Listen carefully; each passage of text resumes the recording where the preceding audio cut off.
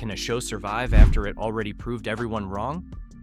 Fallout Season 1 crushed the video game curse with brutal action, dark humor, and real heart.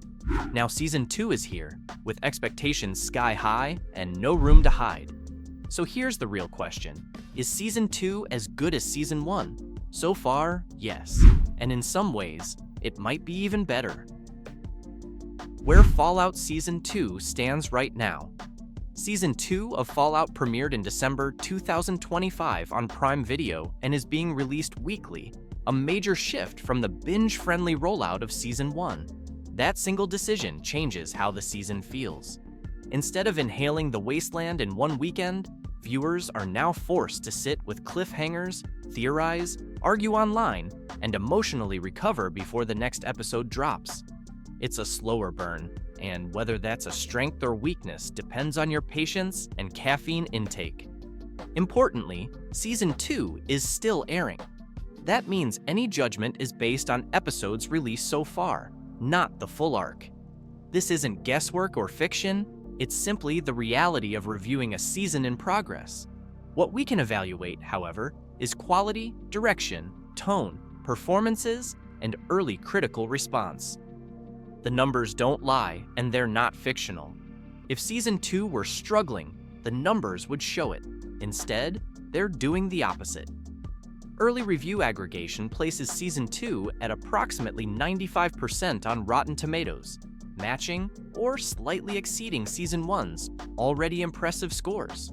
Metacritic places it firmly in the generally favorable range, nearly identical to Season 1's critical reception. That consistency matters. Most shows dip in their second season as novelty wears off. Fallout hasn't.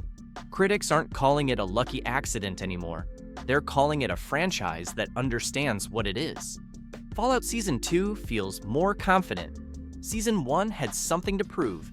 It had to convince longtime gamers it wasn't disrespectful to the source material, convince non-gamers it wasn't confusing, and convince everyone that a post-apocalyptic world full of mutated monsters, brutal violence, and corporate satire could still feel human. That was a tall order, and Season 1 somehow pulled it off. Season 2 doesn't need to prove any of that, and you can feel that confidence almost immediately. The show moves with less hesitation. The humor lands harder because it trusts the audience to get the joke without explaining it. The violence feels sharper and more purposeful rather than shocking for shock's sake. The tonal shifts, from absurd comedy to genuine tragedy, are smoother, more controlled, and more deliberate. Season 2 isn't asking for permission anymore. It assumes you're already on board, buckled in, and ready to watch someone lose a limb while a perfectly timed joke slips by in the background. That confidence is risky, but it's also where Fallout feels most alive. The ghoul is still the show's secret weapon. Let's be honest, Walton Goggins' ghoul isn't just a fan favorite. He's the gravitational center of the entire series.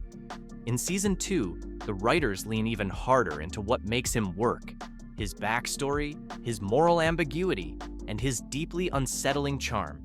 He's funny in a way that makes you uncomfortable, violent in a way that feels earned, and tragic without ever asking for sympathy. Season 2 wisely gives him more room to breathe without turning him into an exposition dump. His flashbacks don't feel like filler or fan service. They feel like clues, slowly reframing who he is and why he operates the way he does. Every scene he appears in carries that uniquely Fallout blend of danger and dark humor, like a man who might save you, rob you, or shoot you depending entirely on his mood, the lighting, and how annoying you are in that moment. When he's on screen, the show feels sharper, stranger, and more dangerous, and that's no accident. New Vegas changes everything, and the show knows it. One of the boldest moves in Season 2 is its deeper exploration of New Vegas and the Mojave-inspired world.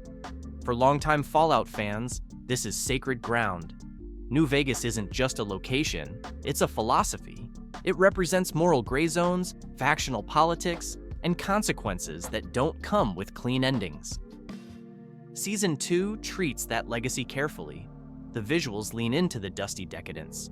The power struggles feel ideological rather than cartoonish, and the world feels lived in rather than staged. This isn't nostalgia bait, it's expansion. At the same time, the show doesn't assume you've played the games. New viewers aren't punished with lore overload. Everything is contextual, organic, and character-driven. That balance is incredibly difficult, and Season 2 mostly pulls it off. Bigger world, bigger risk. This is where the danger quietly creeps in. Season 2 is bigger in almost every direction. More locations stretch across the wasteland. More factions collide with their own ideologies and agendas. More characters step into the spotlight. More storylines begin unfolding at the same time. On paper, that scale is thrilling. It makes the world feel alive and unpredictable, but scale always comes with a price, and that price is focus. Some episodes feel noticeably denser than Season 1, packed with ideas that are clearly meant to pay off later, rather than resolve immediately. You can feel the show juggling multiple narrative threads at once, trusting the audience to stay patient while everything lines up. That approach isn't a flaw yet, it's a pressure point. If the season sticks the landing, all that complexity will feel deliberate and rewarding. If it doesn't, those same choices will be remembered as excess. In the wasteland, ambition is powerful, but it's also dangerous. Weekly episodes change the experience, not the quality. The shift to weekly releases doesn't weaken the writing, but it absolutely changes how the season is experienced. Episodes that would feel like strong setup chapters in a binge suddenly feel slower when they're separated by a full week. That's not the show failing. It's the format doing exactly what formats do, stretching anticipation instead of momentum.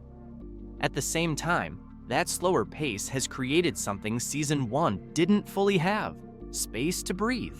Viewers have time to dissect scenes, debate character choices, and speculate about where each storyline is headed. Fallout has always thrived on mystery, moral ambiguity, and long-term consequences, and the weekly format turns each episode into a shared conversation rather than a one-night speedrun through the wasteland. Characters still matter. Despite all the explosions, power armor, and mutated horrors, Fallout. Season 2 never forgets its most important rule. This is a story about people trying to survive a broken world. Lucy's optimism continues to erode, not all at once, but piece by piece, as reality keeps challenging everything she was raised to believe. Maximus remains caught between loyalty and identity, struggling inside a system that rewards obedience more than humanity. Inside the vaults, politics and paranoia feel unsettling because they don't feel exaggerated, they feel plausible. Even as the world expands and the stakes grow larger, the emotional core stays intact. Characters still make choices for personal reasons, not just plot convenience. That's the line between spectacle and storytelling, and it's one Fallout Season 2 continues to walk carefully and confidently. So, is Fallout Season 2 as good as Season 1? Season 2 is not worse than Season 1. It is not a cash grab. It is not running on fumes. Critically, it is performing just as well. Creatively, it is more ambitious. Tonally, it remains unmistakably Fallout. What Season 2 lacks is surprise. Season 1 shocked people by being good. Season 2 is expected to be good, and expectations are heavier than nuclear warheads. If Season 2 finishes strong, it won't just match Season 1. It will redefine what a successful video game adaptation looks like long-term. Right now, Fallout Season 2 isn't failing its strength checks. It's passing them, with radiation burns to spare. Because in the end, Fallout isn't really about nukes, monsters, or power armor. It's about what people become when the world breaks, and whether we learn anything the second time around. Season 2 is still unfolding, and the final verdict hasn't dropped yet, but the journey is already worth watching. If you want to be smarter every day, like and subscribe, and I'll see you in the next video.